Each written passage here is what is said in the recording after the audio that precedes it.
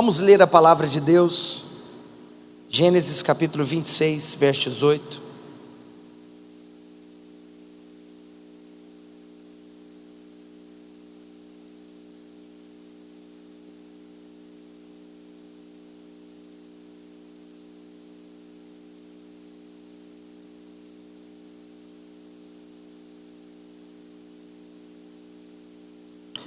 A escritura diz: e tornou Isaque, diga comigo, Isaque. Tornou Isaque a abrir os poços que se cavaram nos dias de Abraão. Diga assim: abrir os poços. Diga mais alto, diga: abrir os poços que se cavaram nos dias de Abraão. Aleluia, vou continuar. Seu pai, porque os filisteus os haviam entulhado depois da morte de Abraão, e lhes deu os mesmos nomes que já seu pai lhes havia posto. Cavaram os servos de Isaque no vale, e acharam um poço de água nascente, mas os pastores de Gerar contenderam com os pastores de Isaque, dizendo: esta água é nossa. Por isso chamou o poço de Ezeque, porque contenderam com ele. Verso 21, então cavaram outro poço, e também por causa desse contenderam, por isso recebeu o nome de Sitna. Partindo dali, cavou ainda outro poço, e como por esse não contenderam, chamou-lhe Reobote, e disse: porque agora nos deu lugar o Senhor, e prosperaremos na terra. Dali subiu para Berseba. Na mesma noite lhe apareceu o Senhor e disse: eu sou o Deus de Abraão teu pai, não temas, porque eu sou contigo, abençoar-te-ei e multiplicarei a tua descendência, por amor de Abraão meu servo. Então levantou ali um altar, diga comigo, altar, e tendo invocado o nome do Senhor, armou a sua tenda, diga comigo, tenda. E os servos de Isaque abriram ali um poço, diga pela última vez, poço. Abaixe a sua cabeça e feche seus olhos.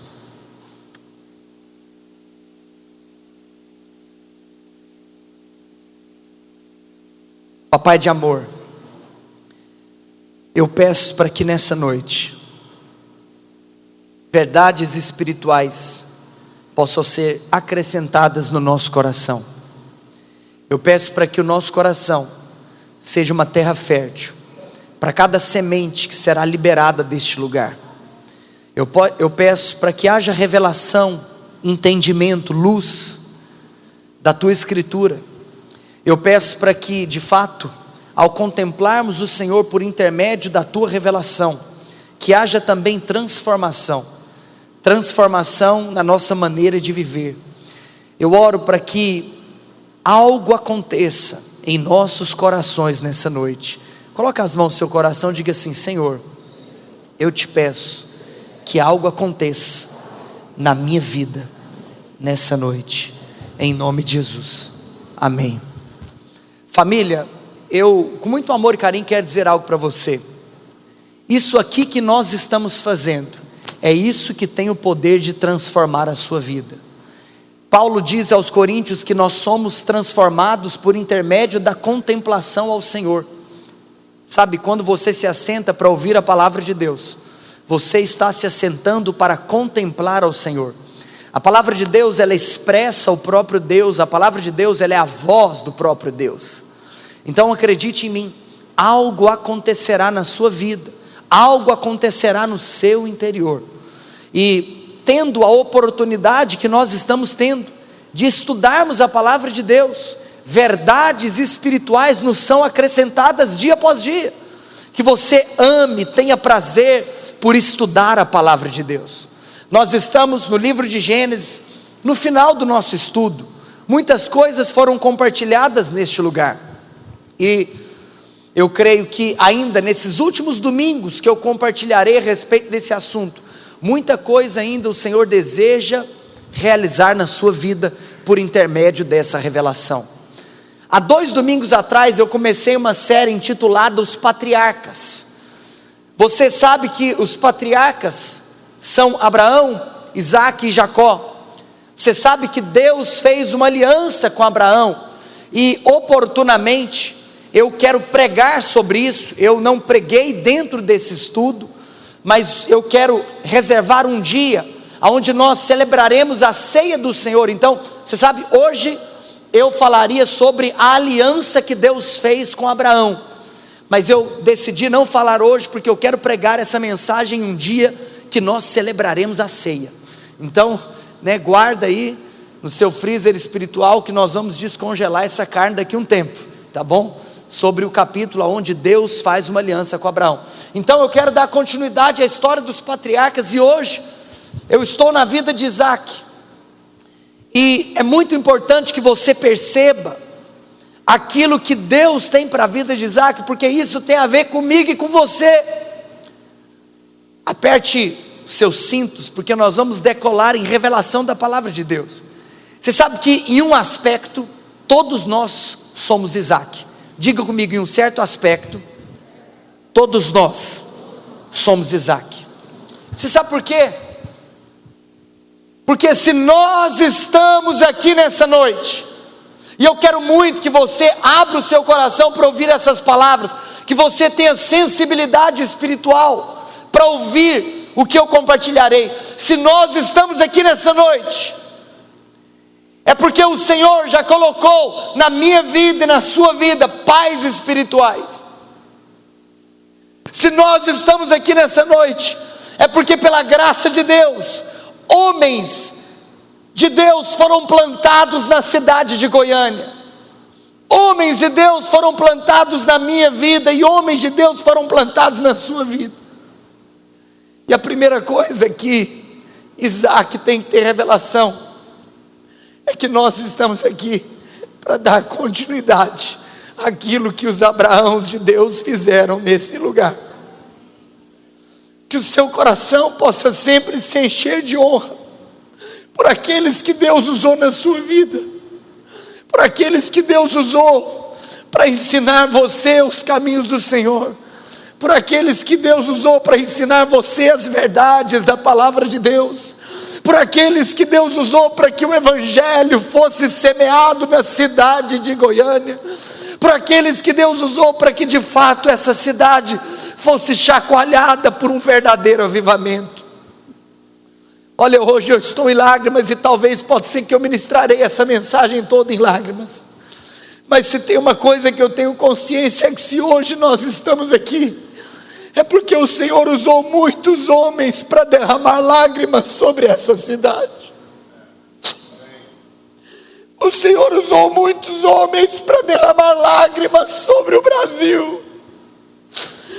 Ao longo da história da igreja, o Senhor derramou muitos homens para derramar lágrimas, para que a história do Evangelho se multiplicasse.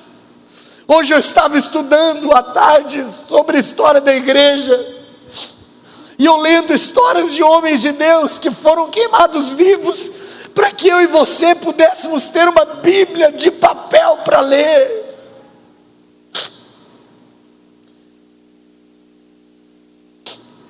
Em primeiro lugar, precisamos entender que nós somos Isaque, que nós estamos aqui para dar continuidade. Acredite em mim, eu creio que Deus levanta Abraãos na nossa geração. Eu creio que Deus levanta pessoas para desbravar novos horizontes, novos patamares, novas terras. Mas a vida cristã, ela é tão completa, que ao mesmo tempo que Deus te chama para ser Abraão em um certo aspecto, Deus também te chama para ser Isaque, para dar continuidade a algumas coisas que foram feitas. Se nós podemos aqui desfrutar de um ambiente tão denso da presença de Deus, como quando nós estamos reunidos aqui louvando a Deus, em outras palavras, é porque alguém um dia te ensinou a amar a presença de Deus. Olha, e hoje eu estou aqui para ser um Abraão na vida de algumas pessoas. Eu quero te ensinar a Ame a presença de Deus. O Senhor merece. Por que você precisa se entregar completamente quando nós estamos aqui adorando? Porque Ele merece a sua adoração, porque Ele merece a sua entrega. Eu me lembro de um dia, um dos Abraãos que Deus colocou na minha vida. Um dia ele me contou a história que ele tomou banho na casa dele, abriu o guarda-roupa, e ele viu que a roupa mais cara que ele tinha no guarda-roupa dele era um terno. Sabe o que ele fez? Ele vestiu o terno, ele entrou no banheiro, ele pegou o perfume mais caro que ele tinha, ele passou o perfume, e aí ele de terno, de perfume, cheiroso, bonito, ele fechou a porta do quarto e trancou, e ele falou: hoje eu vou orar. Ele falou: Senhor, hoje eu vesti essa roupa para o Senhor, porque o Senhor merece o meu melhor. Eu não estou aqui vestido de terno porque eu vou, sei lá, impressionar alguma pessoa. Não, eu não quero chamar a atenção de ninguém, eu só quero chamar a sua atenção, Jesus. Você sabe, e pequenas histórias como essa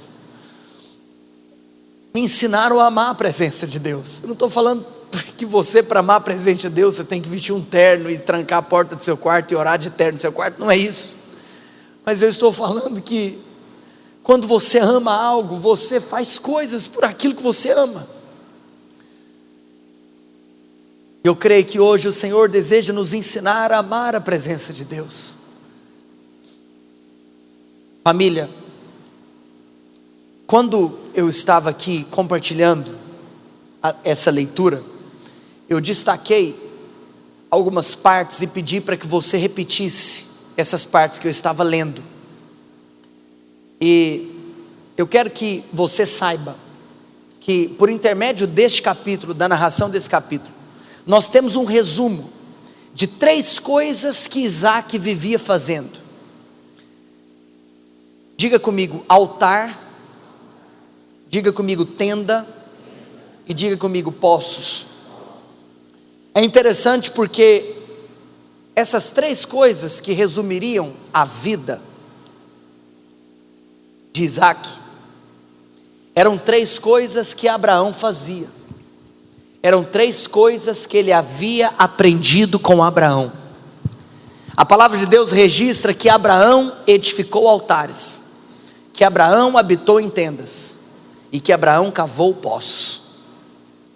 Então, em um certo aspecto, nós estamos aqui para dar continuidade àquilo que os pais da igreja fizeram por esses últimos 2000 anos.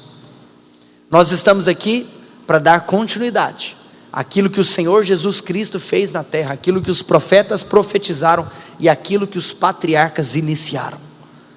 Então, como Isaques, nós estamos aqui para continuar essa vida, uma vida de edificar altares, uma vida de habitar em tendas e uma vida de cavar poços.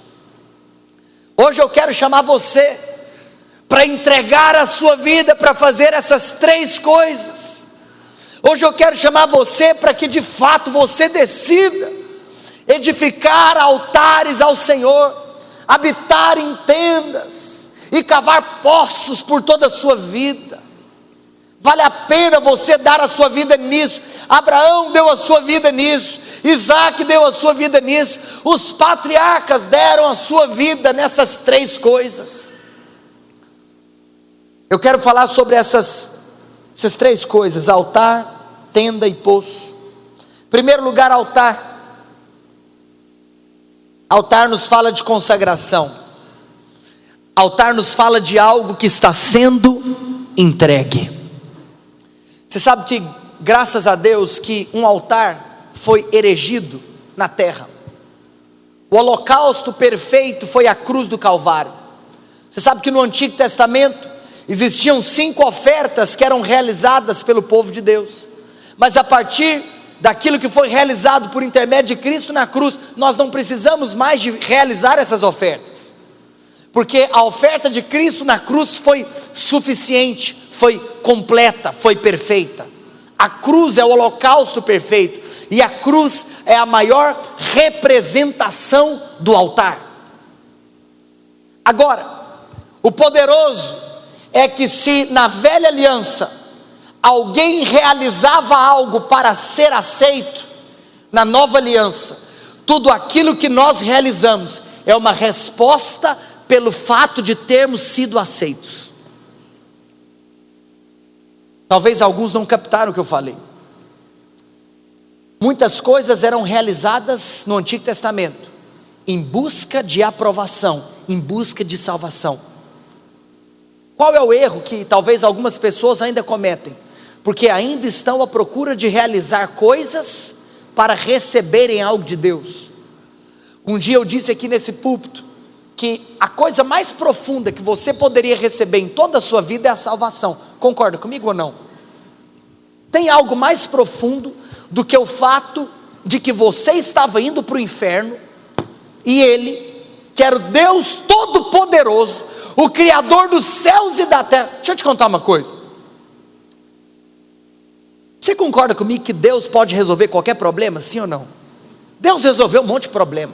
Ele passou o Antigo Testamento inteiro levantando homens de Deus, profetas, para resolverem problemas. Mas teve um problema que era tão sério que Ele não pôde passar esse problema para nenhum profeta resolver. Esse problema Ele mesmo desceu do céu para resolver. Então tem algo mais sério do que isso? Quando o assunto é o perdão dos pecados, a remissão dos pecados, quando o assunto é o novo nascimento, quando o assunto é a remissão, é a salvação, é a redenção, é a reconciliação, é a justificação, é a regeneração, Ele mesmo desceu do céu para realizar o que era necessário ser realizado. Por isso que a lei veio por intermédio de um servo, mas a graça, ela só chegou por intermédio do Filho, porque era muito mais sério, era muito mais profundo.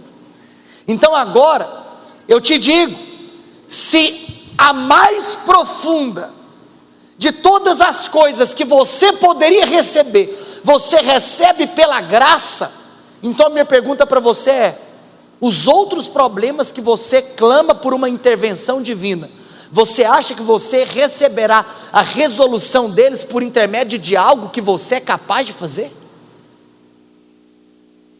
Se a graça, se a salvação, o perdão, se a salvação era a mais profunda de todas as questões, você recebeu de graça, olha aqui para mim, todas as outras coisas que você precisa, é dessa maneira que você vai receber, pela graça, por intermédio da fé, mediante a fé. Agora, o que isso gera? O que isso produz? Alguém que vive uma vida sabendo, já recebendo a notícia que foi aceito, que foi perdoado, que foi justificado. Como que essa pessoa vive? Será que essa pessoa vive uma vida libertina? Será que essa pessoa vive uma vida entregue aos prazeres do mundo?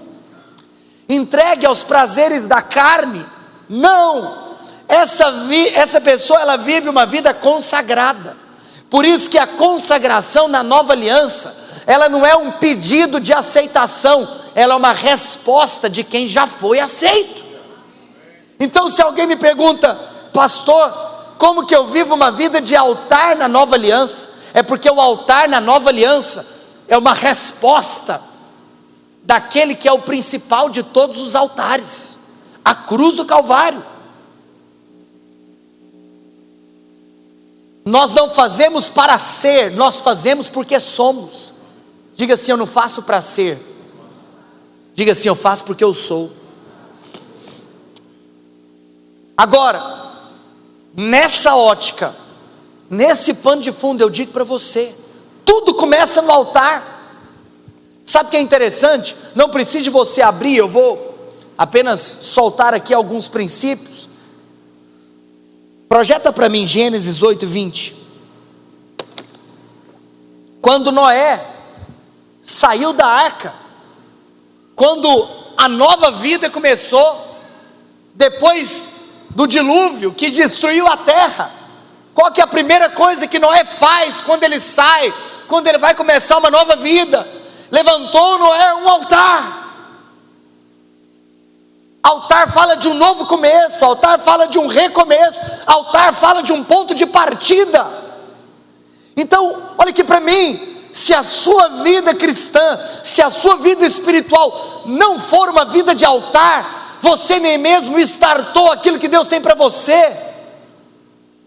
É necessário que você de fato starte, inicie, comece na ótica correta. A nova vida, o novo nascimento começa com uma vida de altar. Em outras palavras, o fato de você ter sido salvo, isso gera algo em você hoje. Altar nos fala de consagração, altar nos fala de separação. Você tem que viver uma vida separada, consagrada, não para você se tornar, mas porque você é. Se você também perceber, em Gênesis capítulo 12, verso 7, na vida de Abraão, apareceu o Senhor a Abraão. Olha aqui para mim, todas as vezes que alguém vê o Senhor, todas as vezes que alguém tem uma revelação de Deus, todas as vezes que alguém ouve a voz de Deus, aqui a palavra do Senhor diz que o Senhor apareceu. Você sabe, existem momentos na sua vida que o Senhor se revela a você, através de uma palavra, através de algo que você tem um tempo com Deus, o Senhor se manifesta a você, o Senhor fala com você. E sabe qual é a resposta de alguém que o Senhor se manifesta a ele? Sabe qual é a resposta de alguém que ouve a palavra de Deus? Sabe qual é a resposta de alguém que ouve a voz de Deus? Apareceu o Senhor a Abrão e lhe disse: darei a tua descendência essa terra. E ali edificou Abrão um altar. Se o Senhor tem se revelado a você, então o Senhor, Ele agora te dá uma oportunidade de você edificar um altar a Ele. Um altar é a resposta de todos aqueles que ouvem a voz de Deus. A vida consagrada, a vida piedosa, a vida santa, a vida separada, é uma resposta daqueles que viram a Deus. Todos aqueles que viram a Deus nunca mais foram os mesmos. Se você olhar, todas as vezes que Deus chamou um dos profetas na palavra de Deus, Isaías capítulo 6, a palavra do Senhor diz que no ano da morte do rei Uzias, Isaías diz: eu vi o Senhor, eu vi. Qual é a consequência de Isaías quando ele vê o Senhor? Senhor, eis-me aqui, envia-me a mim. Em outras palavras, Senhor, a minha vida é um altar, eu te entrego, eu te consagro, eu estou separado. Presta atenção, uma pessoa que vira para Deus e fala: Senhor, envia-me, envia-me. Em outras palavras, olha aqui para mim, eu não vou mais morar, fazer, viver aquilo que eu queria, aquilo que dá dinheiro, aquilo que eu gosto, aquilo que me dá prazer. Não! Eu vou morar, viver, fazer aquilo que o Senhor deseja que eu faça. Eu vou morar onde o Senhor deseja que eu more. Minha profissão será aquela que o Senhor deseja que eu tenho. Por quê? Porque eu vi o Senhor. Você sabe por que algumas pessoas ainda não se consagraram? Porque, vou falar com muito amor e carinho, porque você ainda não viu o Senhor.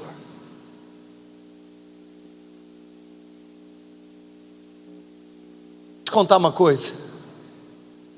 Eu vou agora inventar uma palavra que não existe, um neologismo. Depois que você vê, não tem como você desver. Tem como. Algo acontece na sua vida depois que você viu.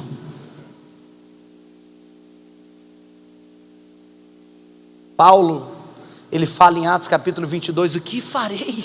Eu vi o Senhor. Eu vi o Senhor. Olha, eu quero profetizar que nessa noite o Senhor vai se revelar a pessoas que estão aqui. Eu quero profetizar que antes de você ir embora, antes de você comer o cachorro quente, antes de você comprar uma roupinha no nosso bazar, você vai ver o Senhor. Você vai ouvir a voz de Deus. E sabe o que você vai fazer quando você sair daqui? Você vai edificar um altar. A sua vida será um altar de exaltação, de consagração ao próprio Deus. Eu quero encerrar falando sobre o altar, te relembrando duas coisas. Eu acho muito profundo. Eu anotei aqui. Eu anotei a referência errada. Não, próximo versículo. Olha, esse altar que Abraão, olha aqui para mim, vem comigo. Esse altar que Abraão edificou depois que o Senhor apareceu para ele, a palavra do Senhor diz: passando dali para o monte ao oriente de Betel, diga comigo, Betel, armou a sua tenda, ficando Betel ao ocidente e Ai, diga comigo, Ai, ao oriente, e ali edificou presta atenção, esse altar que Abraão edificou, é um altar que fica entre duas cidades. Gente, por favor, come on, o altar, ele sempre vai ficar entre duas cidades, entre Betel e entre Ai. Agora, qual é o significado desses nomes? Ai significa um montão de ruínas.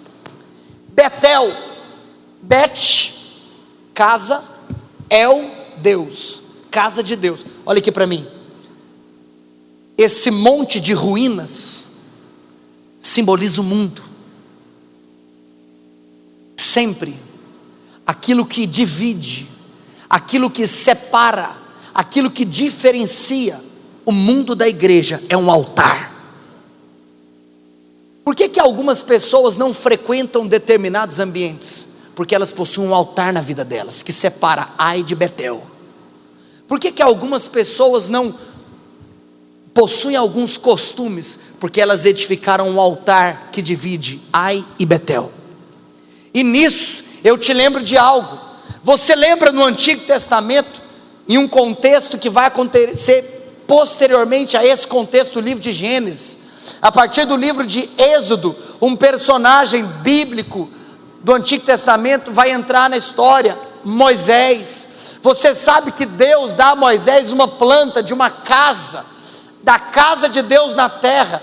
Essa planta foi chamada de o tabernáculo, que depois é conhecido como o tabernáculo de Moisés. Lembra disso? Lembra que o tabernáculo de Moisés, ele tinha 3 partes: o átrio, o lugar santo e o santo dos santos. E lembra que lá no Santo dos Santos era colocada a Arca da Aliança. Quantos lembram disso? A Arca da Aliança simboliza o próprio Deus. Aonde que a Arca da Aliança ficava? No tabernáculo. Aonde que a Arca da Aliança ficava? No Santo dos Santos. Mas presta atenção, a Arca da Aliança, que era a presença de Deus, estava lá no Santo dos Santos. Mas antes de você entrar no Santo dos Santos, e quem entrava era apenas o sumo sacerdote, uma vez ao ano. Está descrito no livro de Levítico, no capítulo 16, no dia do Yom Kippur, o dia do perdão nacional, mas isso é outro assunto para o estudo de Levítico. Mas o fato é que o tabernáculo não começava no Santo dos Santos, o tabernáculo começava no átrio. E se o tabernáculo era o lugar da habitação, da glória, da presença, da arca, o átrio era aquele ponto que separava o mundo da presença.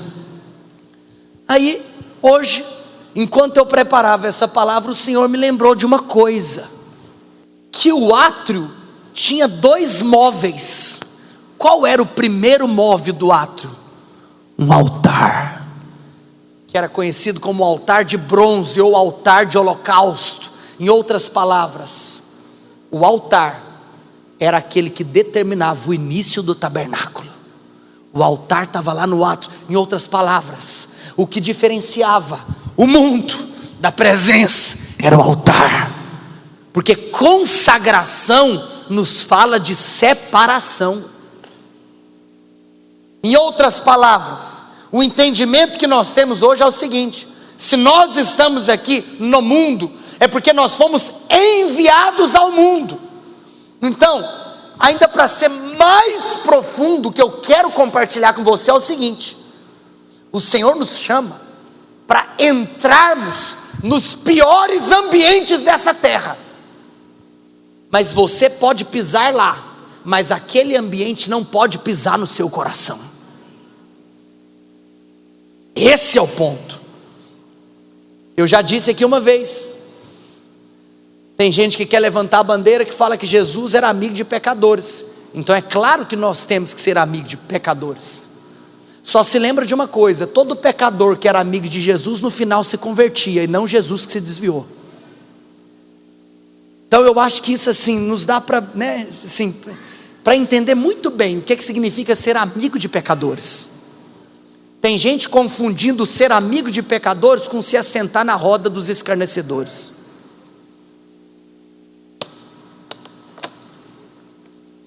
Que você tenha muitos amigos pecadores, e como Zaqueu, como a mulher samaritana, que como Nicodemos, que todos eles possam nascer de novo depois de bater um papo com você.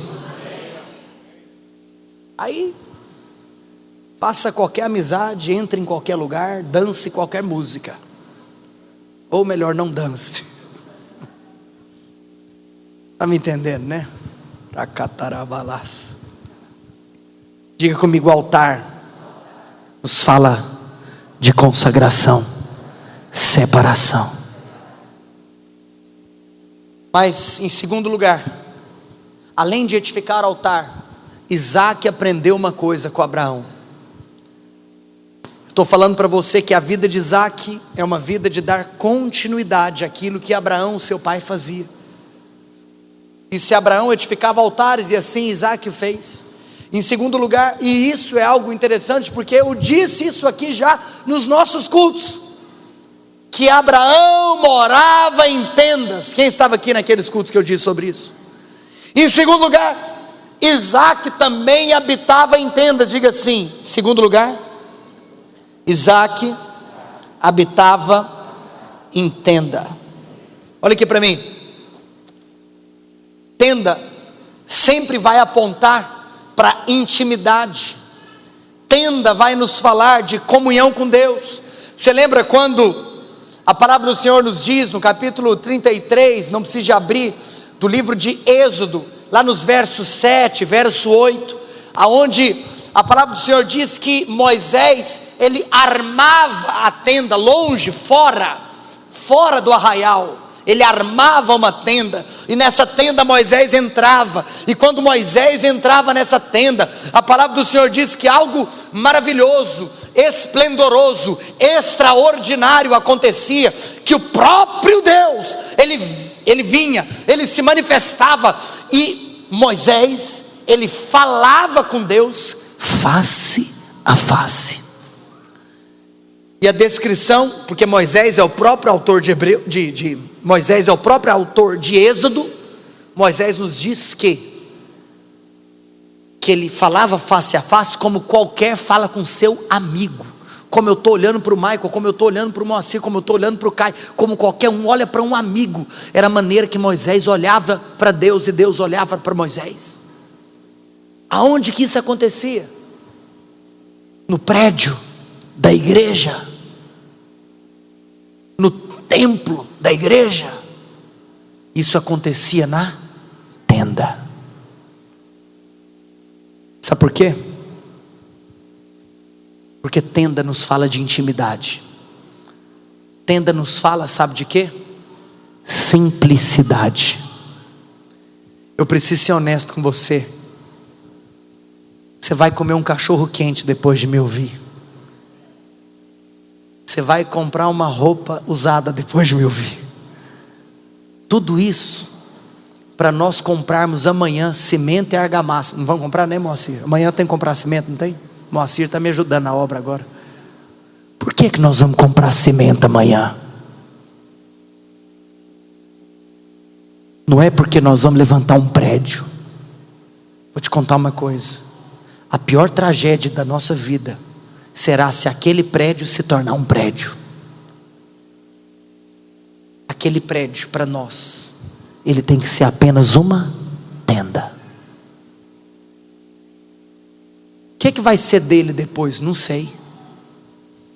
E depois que lá ficar pronto e a gente ficar lá, e para onde que nós vamos depois? Não sei. Porque aquele prédio não pode ser prédio, aquele prédio tem que ser uma tenda. Porque a tenda você arma e desarma. O prédio você tem dó de meter a marreta numa parede. E se tem um trem que a gente fez naquele prédio foi meter marreta em parede.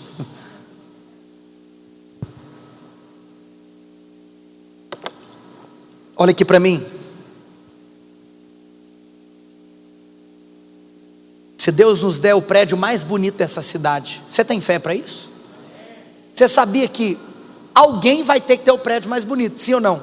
Sabia que alguém vai ter que ter? Alguém vai ter. É culpa de alguém falar, o nosso prédio é o mais bonito? É culpa de alguém? Você pode ter o prédio mais bonito, mas o prédio mais bonito não pode ter seu coração. No dia que algo exterior, no dia que algo natural, no dia que algo físico tomar o nosso coração, essa é na realidade a nossa ruína. Que Deus nos livre de não estarmos construindo a nossa própria destruição. E que Deus te dê ouvidos espirituais para ouvir o que eu estou dizendo nessa noite.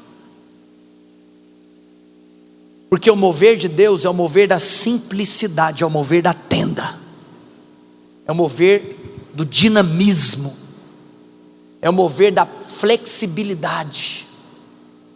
Não é o mover do palácio que o homem está construindo, é o mover da arca que está se manifestando. Oh, gente, que nós também tenhamos a disposição de, como Isaac, vivermos uma vida de tenda. Que você, olha, eu quero liberar algo sobre a sua vida. Está começando um novo ano. Eu não tenho dúvidas de que todas as vezes que um novo ano se inicia, é uma estação. Olha aqui para mim, ei, nós estamos no dia 19 de dezembro. Daqui pouco menos de 15 dias, daqui pouco mais de 10 dias, você entrará em um novo ano. E eu não tenho dúvidas que os 10, 15 últimos dias de um ano, talvez é o momento onde você para refletir, é o momento onde você para avaliar, é o momento onde você para pensar. Então que nesses próximos 10 dias, 15 dias, que antes de você realizar a sua agenda, o seu planejamento, que você possa entrar em uma tenda e consultar a Deus aquilo que Ele quer de você para o ano que vem, aquilo que Ele quer de você para essa nova estação. Entre na tenda antes de entrar no novo ano. Entre na tenda. Que a agenda do céu possa começar a preencher os seus dias de 2022 antes de ser preenchida pela sua agenda humana, pela sua agenda pessoal. Entre na tenda, tenha uma disposição de planejar a sua vida, não segundo os seus próprios sonhos naturais, mas segundo aquilo que Deus está fazendo na terra, e segundo aquilo que Deus quer usar você para realizar na terra.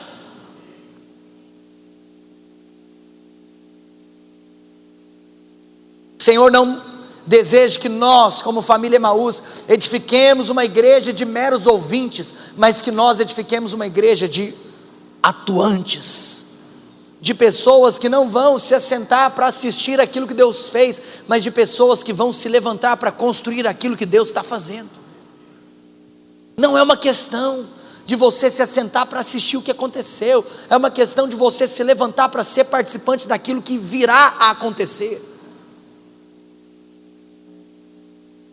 Que o Senhor nos dê esse coração de habitar em tendas, comunhão com Deus, intimidade, flexibilidade, disposição para nos mover, disposição para nos atuar. Você sabe, talvez pode ser que durante o ano o Senhor possa abrir portas aqui na nossa igreja mesmo, e você ter uma oportunidade de atuar em uma área da igreja. Faça o que a ocasião te pedir. Eu me lembro quando Saul, e essa história está descrita no primeiro livro de Samuel, no capítulo 9, quando Saul, que foi o primeiro rei da nação de Israel, quando ele foi ungido por Samuel, e é interessante porque sempre o rei é ungido antes de tomar posse. No dia que Saul foi ungido, Saul não saiu de lá e foi para o palácio, Saul saiu de lá e voltou para sua casa. No dia que Davi foi ungido, Davi não saiu de lá e entrou no palácio, Davi saiu de lá e voltou para sua casa. Porque sempre a unção vem antes da posição, e o problema é que muita gente está atrás de posição quando devia estar atrás de unção. Mas primeiro você é ungido, para depois você começar a se mover. Agora, por que eu estou falando isso? Porque nesse dia que Saul foi ungido, qual foi a palavra que o profeta Samuel disse a Saul? Saul, você que tem unção, sabe o que alguém que tem unção faz na vida, meu filho? Ele faz o que a ocasião pede.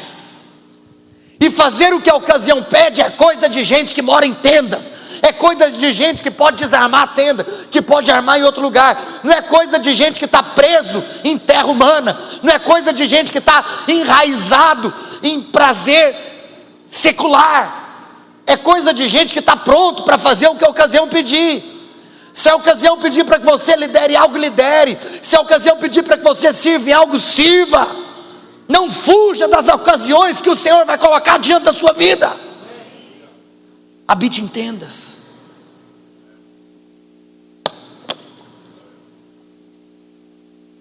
Em terceiro lugar, o time de adoração pode vir.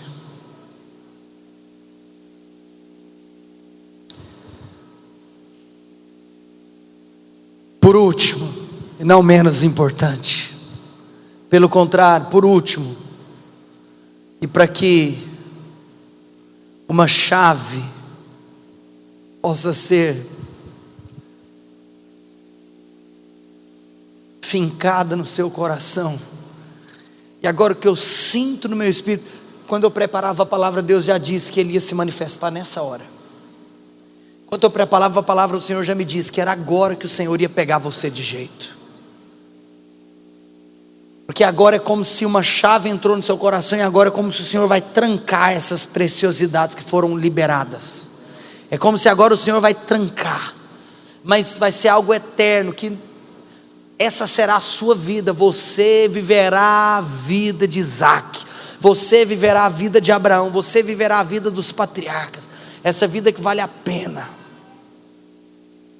É que eu quero te contar uma coisa: edificar altar, habitar em tendas, é consumado quando você começa um negócio nessa terra. Talvez em um novo ano, muitos estão à procura de iniciar negócios, muitos estão se debruçando nos noticiários para que possam enxergar as oportunidades para abrir novos negócios. Então hoje o Senhor me traz aqui para te apresentar um novo negócio, que não é novo do ponto de vista que ninguém nunca fez. Não, Abraão já começou esse negócio, Isaac deu continuidade a esse negócio. Mas eu sinto que nesse novo ano, Deus está mais uma vez chacoalhando a terra para que pessoas entrem nesse negócio. Deus está chamando homens e mulheres para entregarem completamente as suas vidas em um negócio de abrir, de cavar poços. Alguém que edifica um altar, alguém que arma uma tenda, agora ele sai para começar a cavar um poço. Mas sabe por quê? Porque quando você começa a cavar, vai chegar o momento que você vai encontrar águas. E olha aqui para mim, poderoso, que em toda a palavra de Deus, a água viva, ela vai simbolizar mover de Deus, ela vai simbolizar o avivamento, ela vai simbolizar a presença. E quem cava um poço é que ele está atrás de uma água, da água viva, da água do mover, da água da palavra, da água do avivamento. E o Senhor nesses dias está chamando pessoas que não estão preocupadas apenas em abrir empresas para ganhar dinheiro, mas em pessoas que estão preocupadas em abrir poços, para desentulhar moveres de Deus, para desentulhar histórias de avivamento, para desentulhar sinais, para desentulhar maravilhas, para desentulhar prodígios, para desentulhar manifestações sobrenaturais da vida de Deus, para desentulhar manifestações sobrenaturais do poder de Deus, para desentulhar coisas que foram lidas, porque foram escritas, porque aconteceram, mas que pode ser que de alguma maneira não acontecem mais. Olha aqui para mim, sabe o que é interessante? Que Deus envia Isaac para cavar um poço que já tinha sido cavado antes, mas que ao passar do tempo recebeu entulho que foi colocado dentro dele. E aí Deus fala: Isaac, você é a nova geração. Isaac, você é aquele que está agora assumindo posições. Você é aquele que está sendo levantado para uma nova geração. Você é aquele que está sendo levantado para uma nova estação. Todas as vezes que Deus começa algo, Deus deseja fazer algo com aquilo que Ele está começando. Se Deus está iniciando uma igreja, é porque na realidade não está nascendo uma igreja, está nascendo um propósito pelo qual a igreja será apenas um instrumento para que esse propósito se cumpra. Nós precisamos ter visão espiritual para entender o que Deus está fazendo conosco. Olha aqui para mim, eu não estou falando com o seu vizinho que está aí do seu lado, eu não estou falando com essa pessoa que está sentada na sua frente, eu estou falando com você, mas o meu nome não é Vinícius.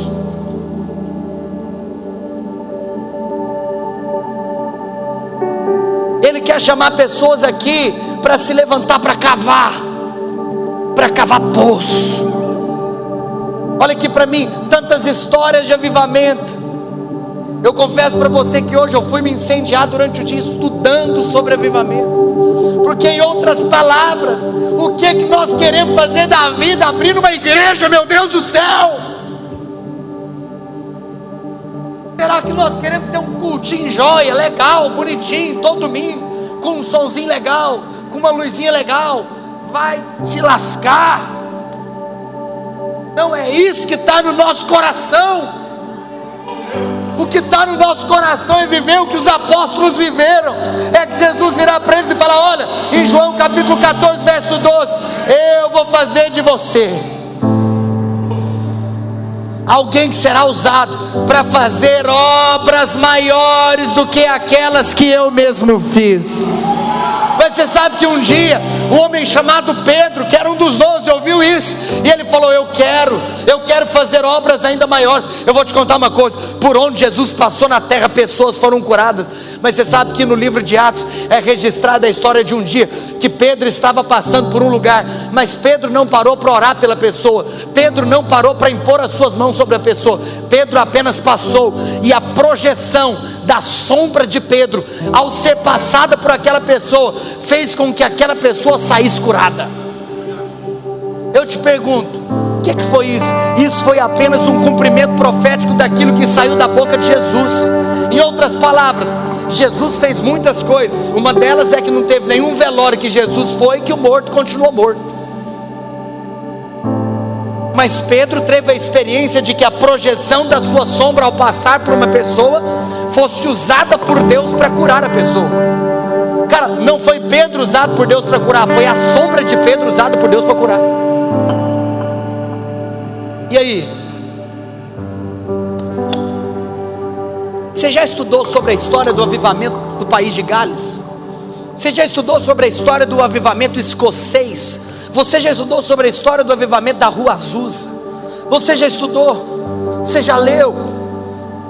O que tem no seu coração? Tem no seu coração aqui ouvir uma palavrinha onde eu vou dizer para você a verdade mais profunda do Evangelho: que você é amado, que você é justificado, que você é santificado e que você é próspero, apenas para você sair daqui, desejar ganhar mais dinheiro, para você dormir numa casa mais luxuosa e para você viver uma vida de que segunda a sexta você não lembra que Deus existe, mas para depois você voltar domingo para eu te contar de novo que você é amado? É isso que você quer? Olha aqui para mim, quando você ouve que você é amado, isso é para Deus mudar a sua vida de segunda a sexta. Deus não te chama para você ser um crente de domingo.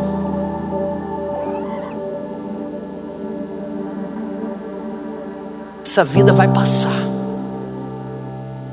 No final, você pode ter sido o homem mais rico do mundo. Você vai ser colocado em um caixão, se você for homem, com um terno emprestado.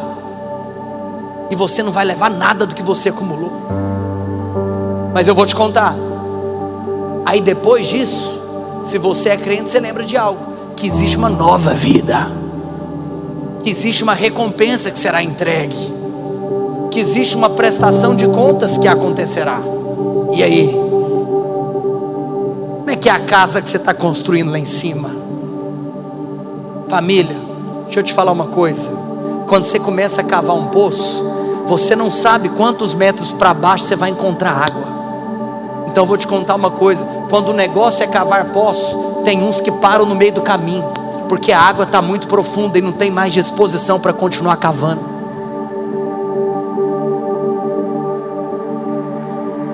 Eu quero convidar você a não parar de cavar. Não parar de cavar até que a água comece a jorrar. Até que você está lá cavando, e aí começa a pingar uma água, e aí você fala: achei a água, eu cheguei, eu vou continuar cavando. Olha aqui para mim, enquanto os instrumentos tocam, eu quero que você olhe aqui para mim que eu vou encerrar. Volta lá para o verso 18.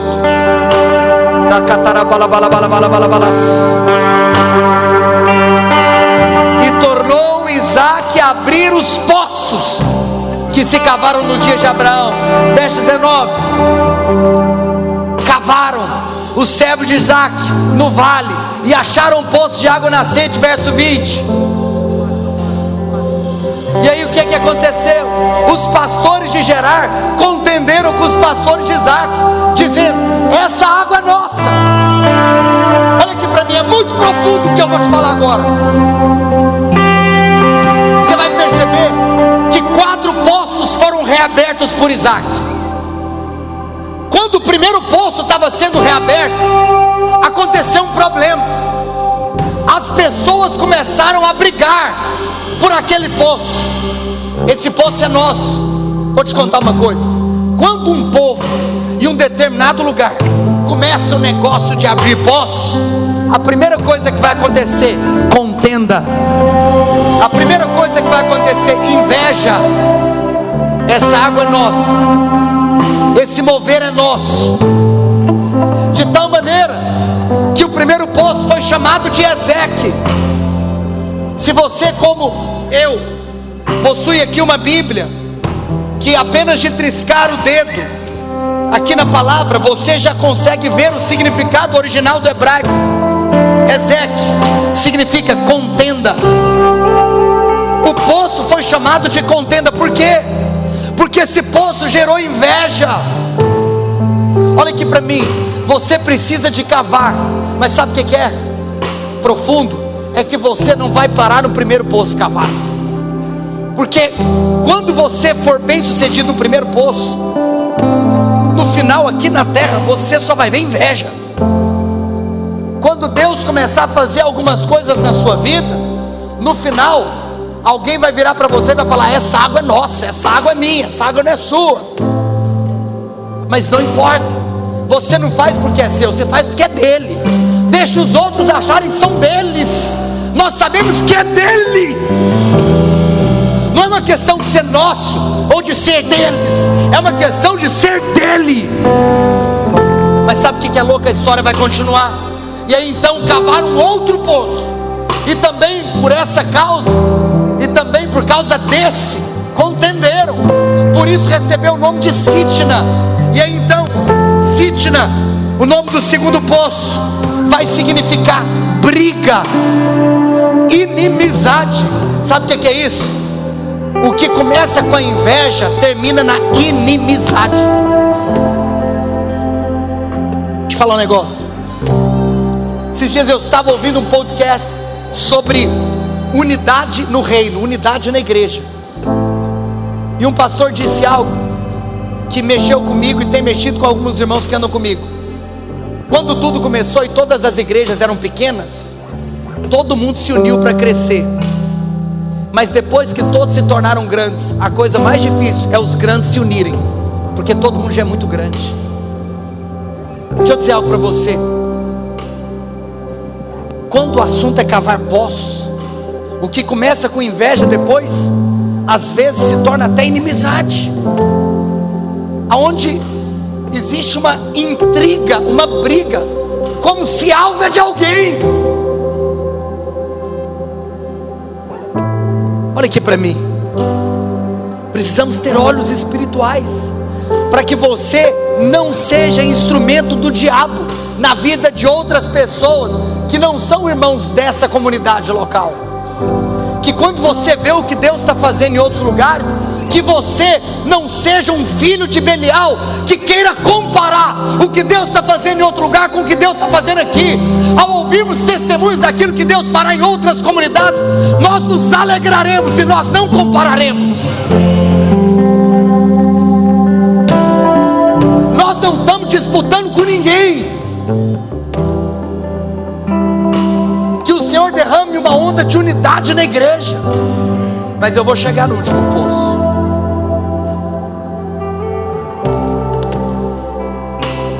Ezeque, contenda. Sitna, briga. Depois a história continua, e partindo dali, aí cavaram ainda um outro poço. Como por esse não contenderam, e chamou-lhe Reobote. Sabe o que é poderoso? Agora não tem mais contenda, porque agora esse povo que está cavando um poço, Reobote vai falar sobre algo que é alargado. Reobote vai significar um lugar amplo, uma rua larga. Em outras palavras, é quando aquela oração de Jabes começa a se cumprir. O Senhor começa a alargar as fronteiras da sua influência, as fronteiras da sua habitação. Aí agora, o que antes era invejado por alguém, o que antes talvez causava inimizade, agora causa reconhecimento de que a obra é de Deus. Você tem que entender, porque esse é um processo natural, que todo lugar vai passar por isso. Quem se meter em cavar poço, ele vai ser invejado, ele vai ser comparado, e é por isso que nós não podemos fazer isso com outros. Mas em um terceiro estágio, ele vai ser reconhecido como algo que é de Deus, porque agora o Senhor alargou a influência, agora o Senhor alargou, e há um reconhecimento. Lembra do conselho de Gamaliel, capítulo 6 do livro de Atos? Não adianta perseguir esses meninos, porque se isso for de Deus, não é oba-oba, vai permanecer, vai ser preservado. E aí por último, a Escritura Sagrada diz, no verso 23, que dali subiu para Berseba. E no verso 24, na mesma noite, lhe apareceu o Senhor e diz: eu sou o Deus de Abraão, teu pai, não temas, porque eu sou contigo, abençoar-te-ei, multiplicarei a tua descendência, por amor de Abraão, meu servo. E verso 25, então levantou ali aonde? Em Berseba, um altar. Olha só, levantou um altar, armou a tenda, e abriram um poço. Aonde que abriram um poço? Berseba. Sabe qual que é o significado de Berseba? Aliança, juramento. E se você continuar lendo esse capítulo, aqueles que no início do capítulo estavam perseguindo, agora se tornaram aliados, porque no final é tudo sobre a unidade do povo. No final é para que todos se tornem um. Eu quero profetizar que isso vai acontecer no Brasil, isso vai acontecer na cristandade brasileira. Toda inimizade, todo espírito divisivo vai cair por terra, e o povo de Deus vai entender que nós somos um, até que sejamos um, para que o mundo saiba, que o Senhor nos enviou. Quando que o mundo vai saber? João capítulo 15, quando nós nos tornarmos um. Aí o mundo vai saber que esses são os enviados do Pai.